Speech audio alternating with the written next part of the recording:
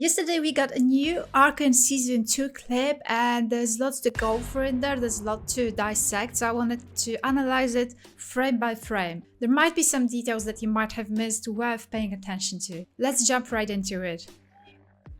To start with, let's go back all the way to Season 1, Episode 4, Act 2. Vi locked down in Stillwater Prison despite going through no trial, hidden there by Marcus who told Silco that she's dead. Stuck and very much down after having lost not only Vander, but also Powder, without knowing what happened to her. Seeks out anyone connected to Silco, hoping to find some answers.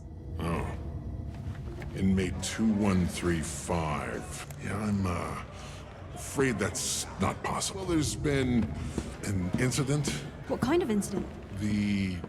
Not so pretty kind. In order to do so, she very much reaches out to violence. It does feel like a reflection of recently posted Arcane clip. We can assume it's part of Act 2 of Season 2. Vi, alone, broken, after whatever happened by the end of Act 1, but surely nothing good. Participates in illegal fights, drinks alcohol, locks herself up in a room that can only resemble a prison cell. While in Season 1, Vi's prison was literal, it feels like in Season 2 her prison is metaphorical. She is stuck and defeated.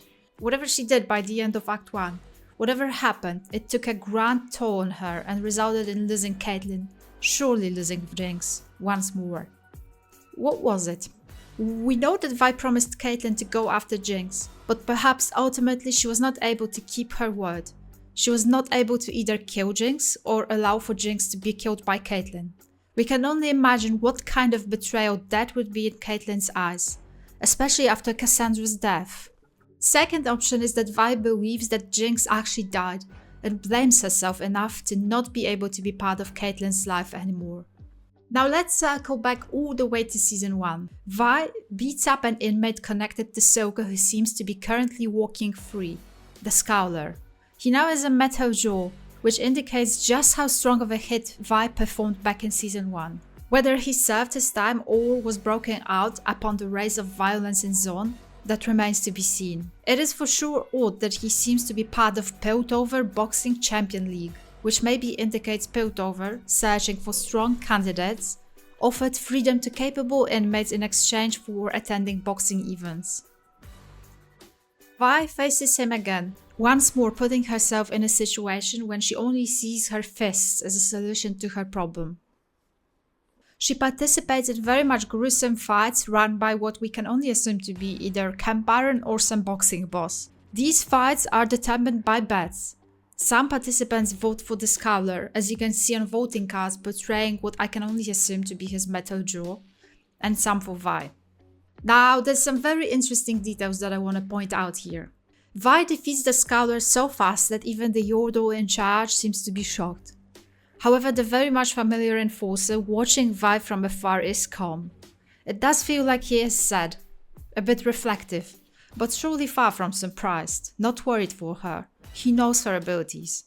If you take a closer look, he's also betting on Vi. He's holding a pink voting card. In the meantime, Vi's hits once again break Scowler's jaw. Guys are gonna spend a fortune on dentists, I swear. There's a cool detail that I have noticed in terms of the way the trailer's animated in that part. It feels in order to underline Vi's state of mind. Unclear visions caused by alcohol and trauma. Single frames are blurred, which seems to serve a visual purpose, making the final delivery that much more impactful. Now look at Vi's expression. Not a single drop of happiness there. She has given up.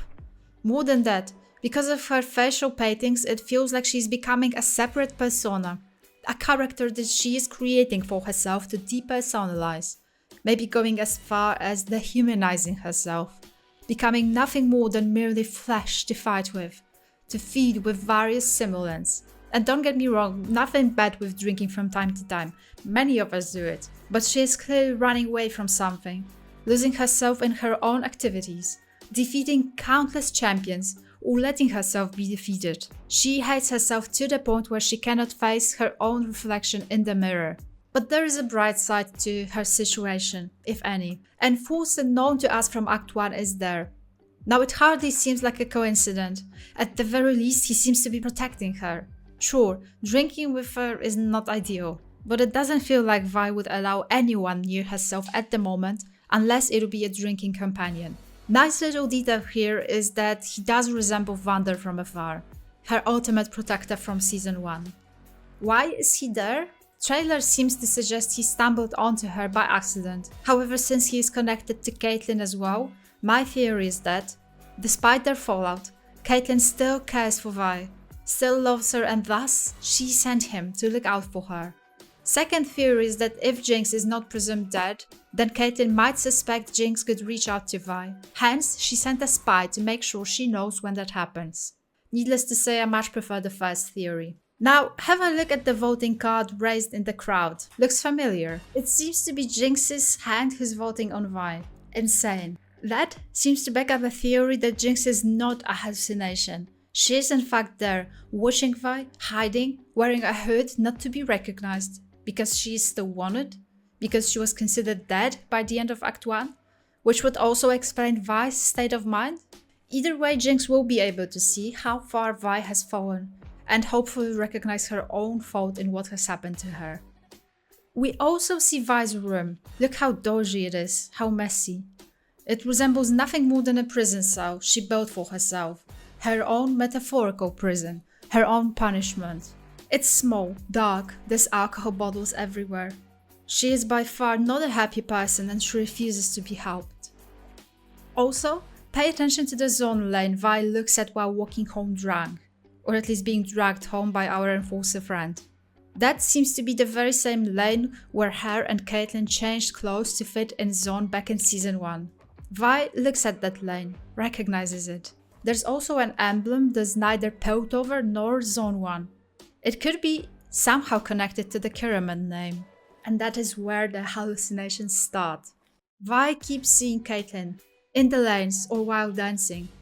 Caitlyn haunts her. Whatever she did to her, whatever happened to her, it caused her to entirely lose it.